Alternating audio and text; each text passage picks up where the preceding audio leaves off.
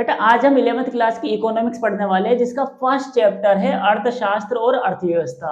इस चैनल पे हम 11th क्लास की इकोनॉमिक्स के सारे चैप्टर एक एक करके अपलोड करेंगे और ये चैप्टर हिंदी मीडियम में ही होगा। तो जो बच्चे हिंदी मीडियम में उन्हें आसानी से ये समझ में आ जाएगा।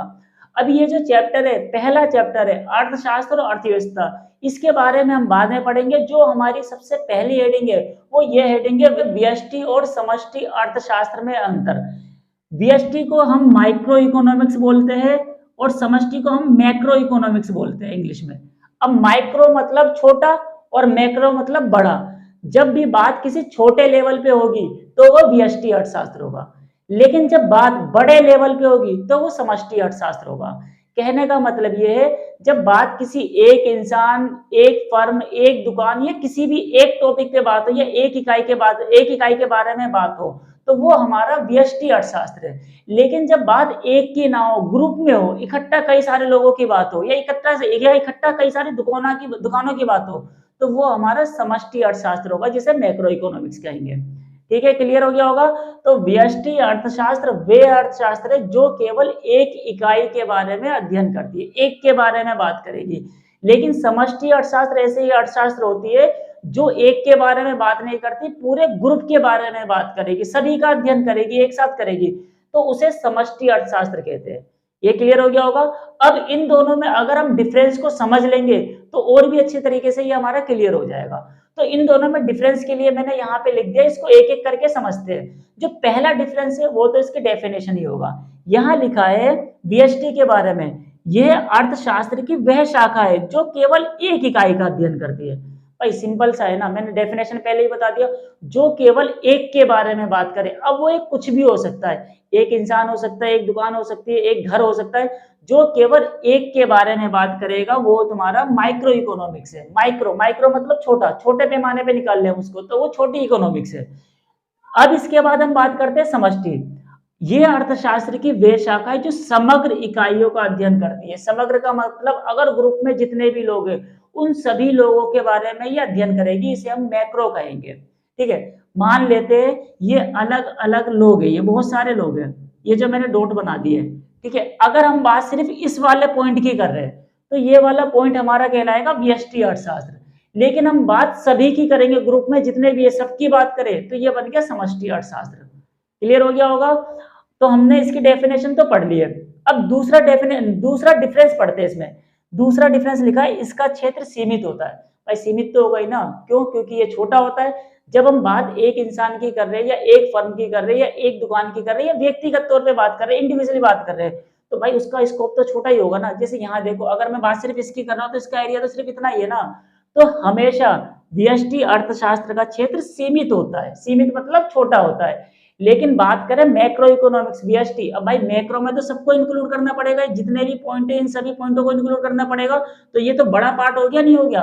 तो ये बड़े पार्ट का मतलब है कि इसका क्षेत्र बड़ा होता है। अगर व्यष्टि निकालनी है तो ये बड़े लेवल पे की जाएगी और मैक्रो निकालनी है, माइक्रो निकालनी है तो ये छोटे लेवल पे की जाएगी। इसके बाद जो तीसरा डिफरेंस है वो एग्जाम्पल है। एग्जाम्पल में ये लिखा है मांग पूर्ति, डिमांड एंड सप्लाई। ये आगे चल के हमारे चैप्टर बन जाएंगे, लेकिन इसको अभी शॉर्ट में समझ लेते हैं। डिमांड और सप्लाई, इसके अलावा कंज्यूमर, प्रोड्यूसर और मार्केट मतलब बाजार संतुलन, ये सब किसके एग्जाम्पल है? माइक्रो के, छोटे लेवल में निकाले जाएंगे। डिमांड, सप्लाई, कंज्यूमर, प्रोड्यूसर, उपभोक्ता, उत्पादक, ये सारे किसके एग्जाम्पल है? हमारे माइक्रो के। लेकिन अगर बात करें मैक्रो इकोनॉमिक्स मतलब समष्टि के, तो इसका एग्जाम्पल होगा ग्रुप में। अब ग्रुप में तो सोलो तो होगा नहीं, अकेला तो होगा नहीं, तो ग्रुप में जब निकाली जाएगी तो हम बात करते हैं राष्ट्रीय आय, नेशनल इनकम। नेशनल इनकम सभी लोगों को जोड़ के बनती है। तो यहाँ जो राष्ट्रीय आय है वो सिंपल एक इंसान से नहीं निकाल सकते, उसमें अगर हमें सभी लोग हैं, देश में जितने भी लोग हैं, सबकी इनकम को जोड़नी पड़ेगी तभी राष्ट्रीय आय निकलेगी। तो इसीलिए ये एग्जाम्पल समष्टि का है। इसके अलावा हम बात करें रोजगार का सिद्धांत, भाई एम्प्लॉयमेंट की बात होगी तो पूरे देश की बात होगी, और ये व्यक्तिगत लेवल पे तो होगी नहीं, इंडिविजुअल तो होगी नहीं। जब सभी के लेवल पे बात होगी तो ये समष्टि बन जाएगा। तो समष्टि के दो ही एग्जाम्पल याद रखना, राष्ट्रीय आय हो गया और रोजगार का सिद्धांत हो गया। जबकि व्यष्टि के बहुत सारे एग्जाम्पल मैंने बताए, मांग पूर्ति, उत्पादक का संतुलन, उपभोक्ता का संतुलन, बाजार का संतुलन, ये सब किसके एग्जाम्पल हो गए? माइक्रो इकोनॉमिक्स के। अब जो लास्ट डिफरेंस मैंने लिखा है वो ये है कि ये समष्टि पर निर्भर नहीं करती। भाई जो माइक्रो इकोनॉमिक्स है वो इसके ऊपर डिपेंड नहीं है। क्यों नहीं है? अगर मान लो मैं इस पे बात कर रहा हूँ, मैं सिर्फ इस पॉइंट की बात कर रहा हूँ, तो ये पॉइंट तो अपने ऊपर ही बात कर रहा है ना ये। तो कभी भी माइक्रो इकोनॉमिक्स इसके ऊपर डिपेंड नहीं करता। लेकिन जो मैक्रो इकोनॉमिक्स है, मैक्रो इकोनॉमिक्स हमेशा डिपेंड करती है माइक्रो पे। क्यों? अगर मान लो मैं इन सभी पॉइंट के बारे में डिटेल निकालना चाहता हूँ, तो इन सब का सर्वे करूंगा, इन सब के बारे में डेटा कलेक्ट करूंगा, तो ये पूरा ग्रुप बन गया नहीं बन गया? और इस ग्रुप में ये पॉइंट भी इंक्लूड हो गया पहले वाला।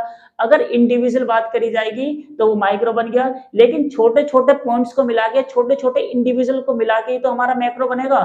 तो जितने भी माइक्रो पॉइंट है उन सभी को जोड़ने के बाद ही मैक्रो बनता है। तो यहाँ मैंने बताया जो समष्टि अर्थशास्त्र है वो किसके ऊपर डिपेंड करती है?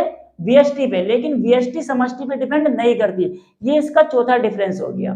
तो ये अच्छे से आपको समझ में आ गया होगा। हम अब अगले टॉपिक की तरफ बढ़ते हैं। हम बात करते हैं अपने अगले टॉपिक की, जिसका नाम है positive economics and normative economics.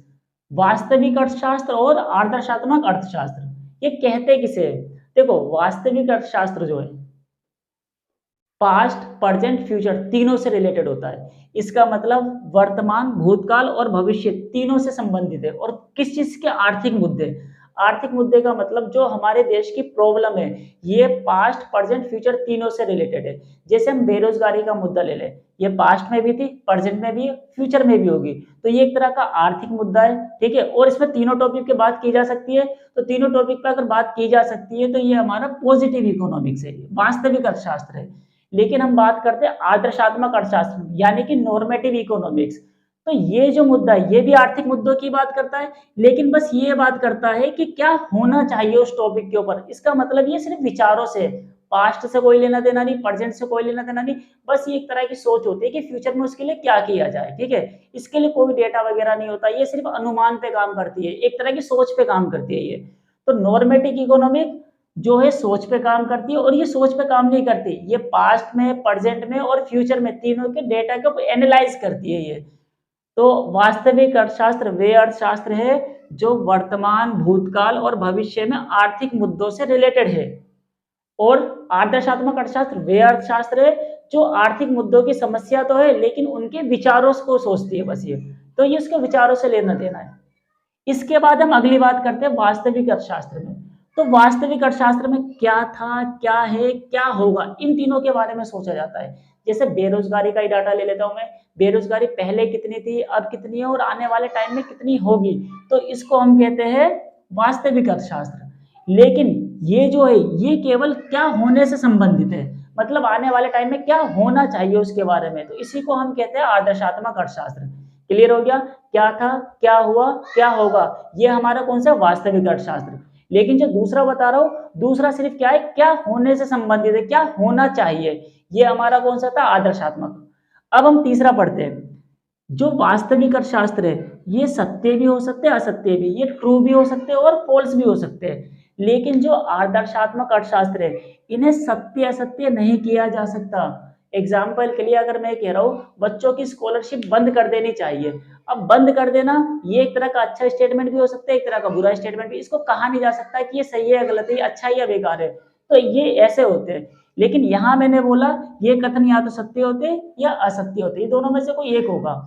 इसके बाद अगला जो है वास्तविक अर्थशास्त्र जो है इसकी सत्यता की जांच हो सकती है। भाई इसको वेरीफाई कर सकते हैं। क्यों कर सकते हैं?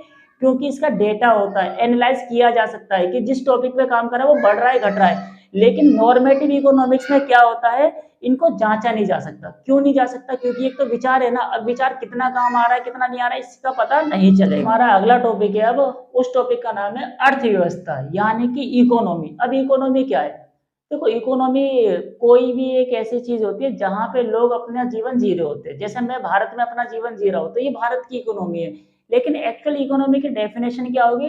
डेफिनेशन यहाँ लिखी है मैंने, जिसके द्वारा लोग अपनी आजीविका अर्जित करते हैं। आजीविका मतलब जीवन जीने के लिए प्रॉफिट वगैरह कमा रहे होते हैं या पैसा कमा रहे होते हैं, वही इकोनॉमिक है। अब मैं यहाँ जीने के लिए पढ़ा रहा हूँ लोगों को, तो पढ़ाने से इनकम मिल रही है मुझे, तो ये जो इनकम मिल रही है, जहां मिल रही है, जिस एरिया में मिल रही है, वही मेरी अर्थव्यवस्था है। या इसे हम भारत की अर्थव्यवस्था भी कह सकते हैं। तो सिंपल लैंग्वेज में ये वे व्यवस्था है जिसके द्वारा लोग अपनी आजीविका को अर्जित करते, अपनी कमाई को अर्जित करते, इसी को अर्थव्यवस्था कहा जाएगा।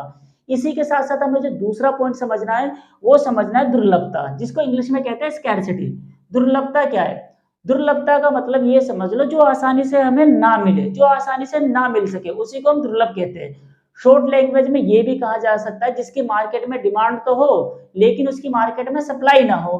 फॉर एग्जाम्पल के लिए मान लो मेरे हाथ में ये मार्कर है, मार्केट में इसकी डिमांड है, लोग इसे खरीदना चाहते हैं, लेकिन ये इसी कंपनी का मार्कर मार्केट में बिकने के लिए ही नहीं आ रहा, इसकी सप्लाई नहीं हो रही, तो ये हमारे लिए क्या होगा? दुर्लभ होगा। दुर्लभ का मतलब आसानी से लोगों को नहीं मिल रहा।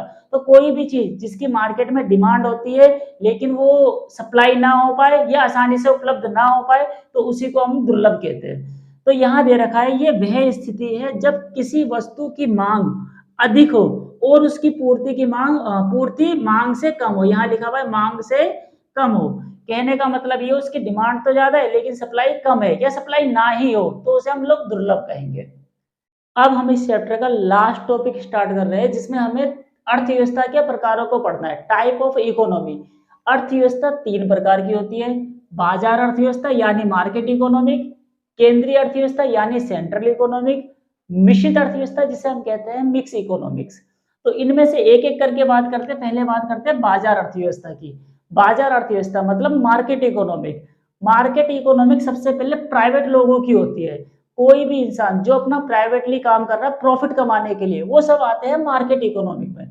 अब इसके अंदर सबसे पहले क्या करना है, कितना करना है, कैसे करना है, ये सारे डिसीजन जो होते हैं प्राइवेट सेक्टर के लोग लेते हैं। और डिसीजन क्यों लेंगे? अपने प्रॉफिट के लिए।